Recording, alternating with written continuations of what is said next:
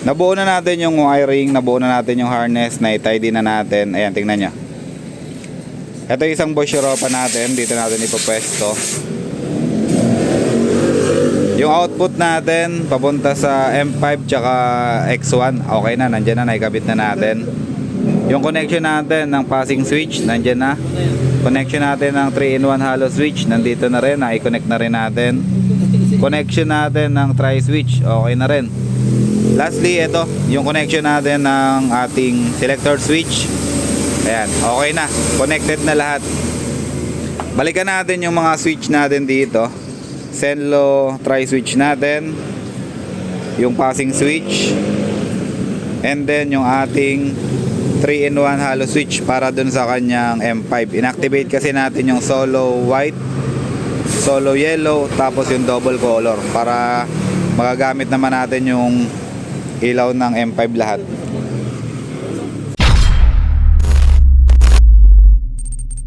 Yo, another ADB project na naman tayo dito. Full setup plus accessories. Dito naman, tapos na natin ilagay yung rubber stopper dito. Tapos mamaya, maglilinis tayo ng CVT. Maglilinis tayo ng CVT dito kasi due for cleaning na siya. Naka 5,000 na ulit since nung nilinis natin.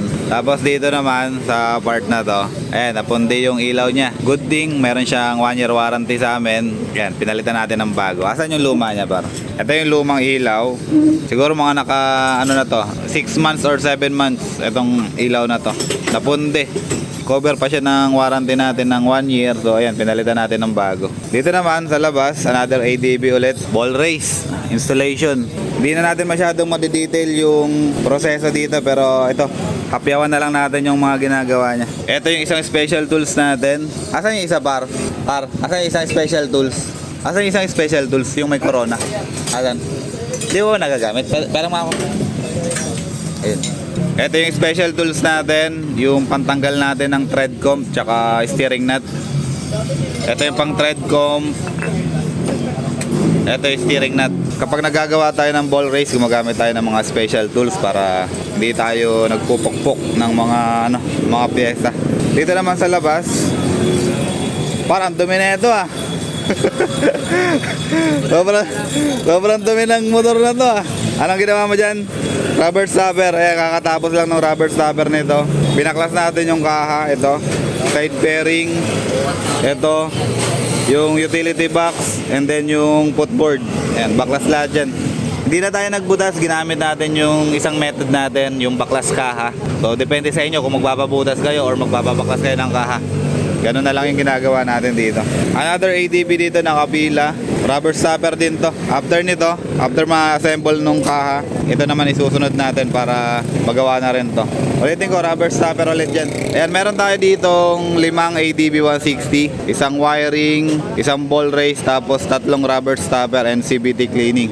Dito naman sa natin, sa labas, ayan, may mga nakapila pa dito. Isang ADB 160. Ito akin to, huwag nyo na isama yan, akin yan. ADB 160. ADB 160 ulit. Ito ADB 160. ADB 160. Yung Mio, hindi ko alam kung ano ipapagawa nito, pero yan, nakapila rin yan. Isa pang ADB 160 dito. Tapos PCX 150. Ayan. Yung mga yan sa amin na yun, sa mga mekaniko natin, yung mga motor na yan. Ngayon ay Saturday. Usually talagang pag Saturday dito sa amin, sobrang daming nakapilang ADB. Normally Saturday talaga daming nagpapa-maintenance tsaka daming nagpapagawa. Yung Sunday kasi yan, family day, gala day, tapos ayan, mga rides day nila. Balik tayo dito sa loob. Tingnan natin yung winawiring natin dito kasi ito talaga yung main vlog natin ngayong araw. Ito si Bombits TV. Siya yung technician ulit natin dito sa ADB 160. Ang may-ari nito, nakalimutan ko yung pangalan ng may-ari nito eh. Foreigner yung may-ari nito. Iniwan na lang sa atin yung motor kasi pumunta sila sa mall yata. Babalik sila within 2 hours. Pero hindi pa naman natin ito matatapos within 2 hours kasi marami tayong gagawin dito. Ito, papakita ko sa inyo yung mga gagawin natin. Ito, sec na fender extension, kakabit natin sa kanya. Moto wall riser, pang pataas ng manibela natin, kakabit din natin yan. Yung dalawang moto wall bracket natin, dahil magkakabit tayo ng M5, tapos crash guard, ayan, kakabit natin to, kailangan natin to. Ito, yung K3 na Optimum? Optimum ba to? Optimus. Optimum Prime. Optimum Prime. Ito yung K3 na ano na may abang yata sa side pannier, di ko sigurado pero K3 bracket to. K3 top box bracket to, ayan. Optimum Prime, ayan. Tapos dito naman sa baba, smoke top box, kulay white to, na check na namin kagabi. Ilan ba to? 35 liters na top box, ikakabit natin yan. And then yung kanyang rear fender extension. Papalitan na natin ng fender na mas mahaba yung sa likod niya. Tatanggalin natin yung stock, ipapalit natin itong mas mahaba. Sa electrical naman natin, ito nakalatag na yung harness natin. Specially made by JR Motorworks yan.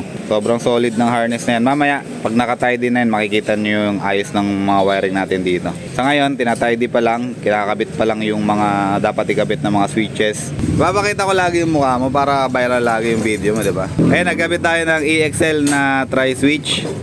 3-in-1 hollow switch, tapos yung passing switch natin. Mamaya, daanan na lang natin ulit yan kapag nireview na natin mamaya pag nabuo yung motor. Dito naman, meron tayo ditong 6 na relay. Isa sa busina, 2 sa MDL, high and low, tapos 3 sa Zenlo M5. Kasi activate natin yung solo white, solo yellow, tapos yung double color.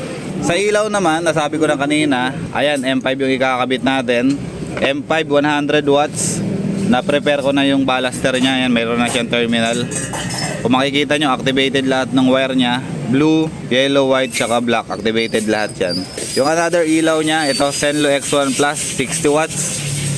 Naka-terminal na rin yung kanyang wire. Okay na rin, isasalpak na lang yung ballaster natin. Sa busina naman, loud horn. Bosch Europa original. Okay na to, isasalpak na lang natin to mamaya kapag okay na yung wiring sa taas. Syempre yung setup ng horn natin, ganun pa rin, usual. Meron siyang stock horn, tapos meron siyang loud horn. And then meron siyang optional kung gusto niyang naka-combo. Ito, yung wiring na to, yung kulay pula. Kung gusto niya naka-combo, nakaganyan yan, nakasaksak na yan dyan. Kung ayaw niya ng combo, di-detach na lang natin yung terminal. Madali lang yan. Napaka-friendly ng mga terminal natin. Madaling i-modify, madaling i-maintain, tapos madali rin siyang intindihin. Kahit mag-DIY kayo. Ngayong araw meron tayong 4 na schedule ng wiring. Nakapila na yung 2 sa labas. Tapos ang ginagawa natin ngayon ito, yung number 4. Naantay lang natin makalabas to para may pasok natin yung isang ADB dun sa labas na nakapila. Sa mga gusto magpa-wiring, punta lang kayo dito sa JR Motorworks. Ayun. Punta lang kayo dyan, search nyo lang yan, JR Motorworks sa Google, Waze, ayan, kahit saan, makikita nyo naman yan. Pag PM lang kayo sa Facebook page namin, JR Motorworks din, kung gusto nyo magpa-schedule. Ayan, para pagdating nyo dito, ma-accommodate ka agad yung mga motor ninyo. Sa wiring lang naman kami halos nag-i-schedule kasi ito yung matagal gawin. Yung ibang mga maintenance, pwede namang walk-in. Wala namang problema yan. Pero kung maabutan nyo kasi na ganito kahaba yung pila dito, wala tayong choice, mag-aantay talaga kayo. Balik na lang tayo dito sa project natin, wiring, kapag medyo may development na tayo. Kasi ngayon wala pa tayong development dito, wala pa tayo masyadong nagagawa. More on wiring pa lang tayo. Yung mga accessory tapos yung mga ibang part na ilalagay natin wala pa dito. Bye! Bye-bye ka nga muna. Bye.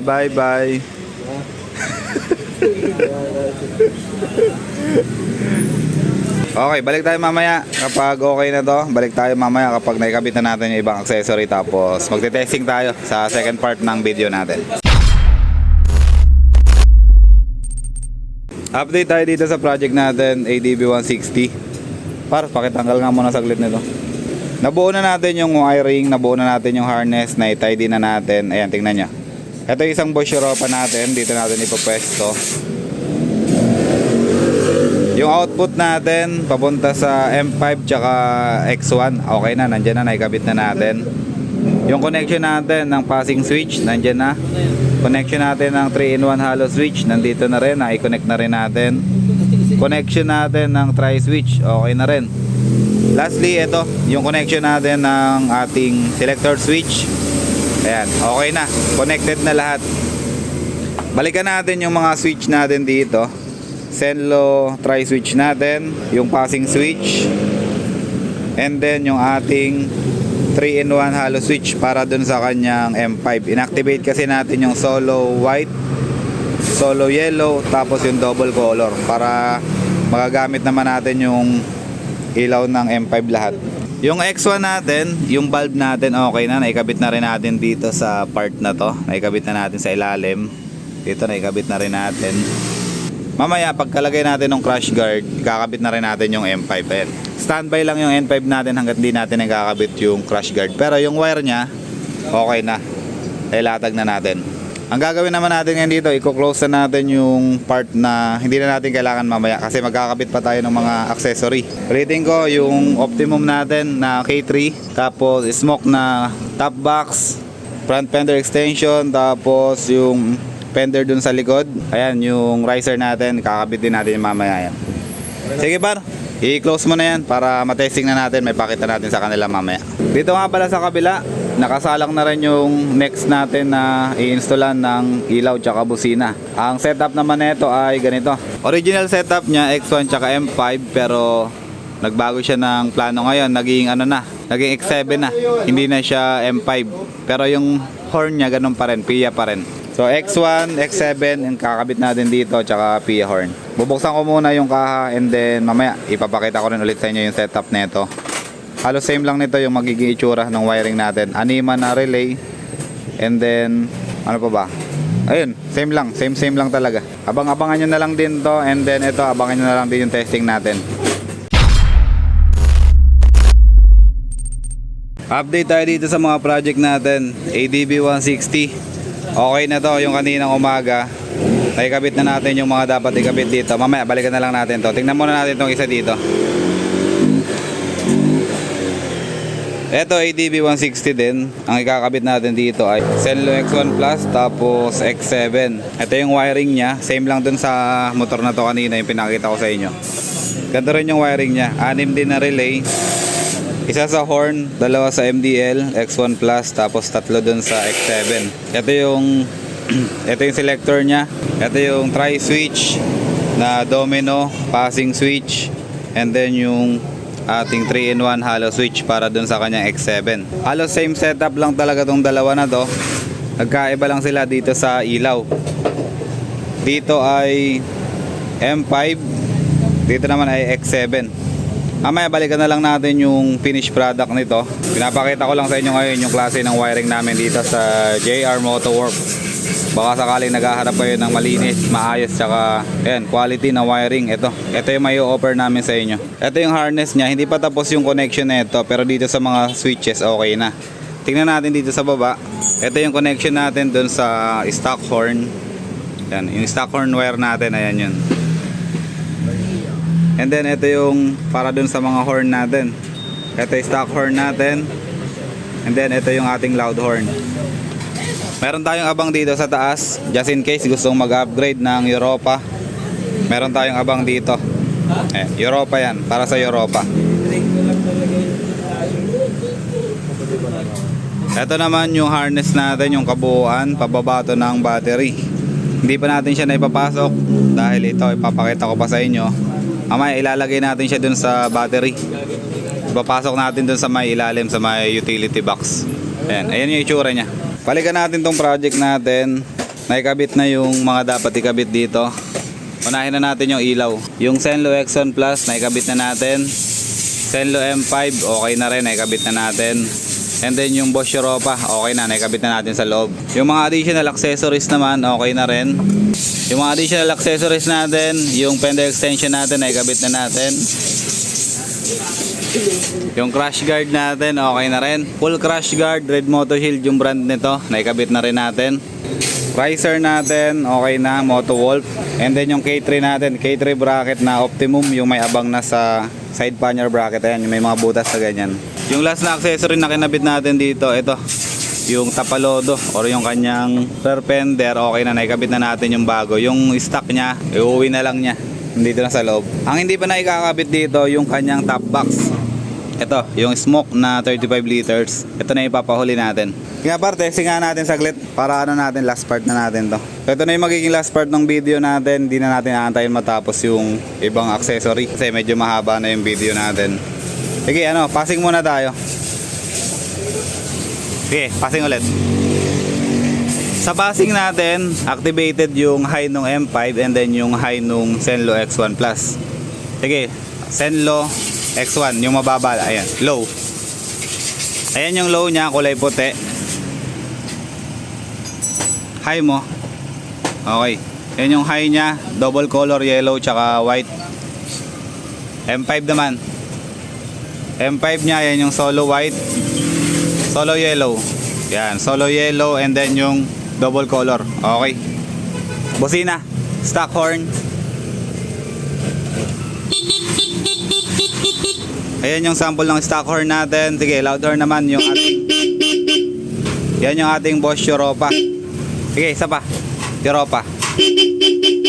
Sa Bosch Europa naman natin, activated yung combo lights natin. Gumagana yung high nung M5 and then gumagana rin yung high nung X1 Plus. Ayan yung setup natin sa ilaw nya. The rest okay naman. Tapos na tayo dito sa project natin. Ano na lang to, mga final touches na lang. Setup na lang nung M5 kasi nilagay natin siya dito sa may motor bracket. Yan. Ayusin na lang natin yan. Mamaya ipapantay-pantay natin yan. Ito naman, balikan na lang natin ito mamaya kapag okay na yung kaha, yung ilaw, tapos yung setup ng busina natin. Ang busina natin dito ay PIA, original PIA. Ito. Tapos ito yung sinasabi ko sa inyo na X7. Ayan pa ilalatag natin. Balik na lang tayo mamaya kapag okay na. Update ulit tayo dito sa mga ginagawa natin. Ito yung kanina yung pinapakita ko sa inyo na X7, Zenlo X1 Plus tsaka Kia Horn. Si Bombich TV ulit tumitira nito. Siya na yung tutuloy nitong motor na to kasi meron ulit akong gagawin na panibago. Nailabasan natin yung kanina yung nandito. Ngayon may pumalit naman. Ito, bagong ADB 160. Nakita nyo naman, bagong bago pa yan, no? May ano pa, may plastic pa yung visor. Hindi pa pwedeng gasgasan. So ito, setup nito. Ayan, kay Sir Sean, Zenlo and Europa. Ayan yung gagawin natin dito sa motor na to. Ngayon naman, tingnan natin yung natapos natin na motor doon sa labas.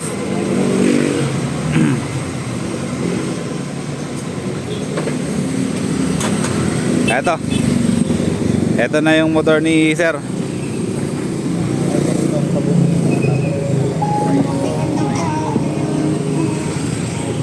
Ayan, dinidemo lang ni Kuya dito. Dinidemo lang ni Kuya dito sa isang customer natin. Siya yung may-ari, yung nakasalang doon, yung bagong-bagong motor doon.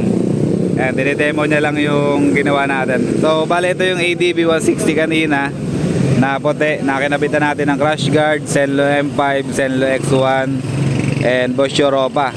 At the same time, kinabitan din natin ng top box. Ito, 35 liters na smoke.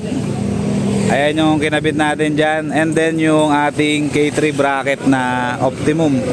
Tama ba yung sinasabi ko, optimum? Optimum ako ng optimum eh. Basta yung may ano, yung may abang na side pannier na yan. Tapos yung ating tapalodo dito, yung rear fender natin, pinalitan natin ng bago, yung aftermarket na. Ayan o. So ayan, okay na. Tapos na tayo dito sa project natin, ADB 160. Ayan, kita-kita na lang ulit tayo sa next installation natin. Tapusin ko lang yung mga nakapila pa dito. Ito, meron pa isang ADB 160 na nakapila. Tapos ito pa, may kulay pula pa dito. Akala ko yung akin, ay pala yung akin. So, tapusin ko lang muna lahat ng mga motor dito. Tapos, kita-kita na lang siguro tayo sa next video natin, next project natin. So, ayan, maraming salamat. Sa mga gustong pumunta dito, sa mga gustong magpa-wiring, punta lang kayo dito sa JR Motorworks. Ipin nyo lang JR Motorworks sa Google. Okay na yan. Makikita nyo naman agad yung shop namin. Tapos dito natin gagawin yung mga motor ninyo sa loob ng shop natin. Ito kasi ano natin to, parang waiting area ng mga motor natin kapag wala yung van dito. Dito tayo nakikiparada. Kaya yung kanina, yung mga nakita nyong motor dito, ayan, natapos na rin yung iba. Pero may mga dumarating pa rin. Wala pa yung may-ari nito, bali itatabi na lang muna natin ulit dito sa bakating area kasi baka masagi siya. Napakaangas nung naging setup natin dito. Yung pangalawang project natin na ADB, okay na rin. Ilagay na natin yung X7 tapos yung X1 Plus. Eto, editor, naka-ready na umalis yan. Beats, testingin mo nga. Passing muna, passing. Okay, same lang nung sa kanina. Yung passing niya sabay, high ng X7 tapos high ng X1. X1, low. Okay, white. High. Okay, double color. X1, solo white, solo yellow, tapos double color. Sige, busina. Okay na. So ayan yung PIA horn natin. May combo rin. Stock horn natin par. Okay, so yung stock horn natin, stock lang talaga. Okay na, all goods na to. Testing na natin lahat ng mga ginawa natin. Testing na rin natin. Naikabit na natin yung mga lahat ng binaklas natin. And then yung gamit natin dito pala na bracket ay RM. Ayan, yung version 2. Tapos gumamit tayo ng stainless bracket dito sa kanyang X1 Plus. Ayan o. Stainless bracket yung ginamit natin dyan. Yung mga wire natin naka-tidy na rin. Ayan kung makikita nyo. Naka-tidy na yan. Maraming salamat sa pagtutok dito sa mga project natin. Meron pa tayong dalawang nakapila, meron pa tayong dalawang ginagawa. So dito na lang muna natin tatapusin yung vlog natin. Maraming salamat. Kung gusto nyo magpagawa, magpa-wiring, punta lang kayo dito sa JR Motorworks para makabitan namin kayo ng mga ilaw. Okay, maraming salamat. Ciao.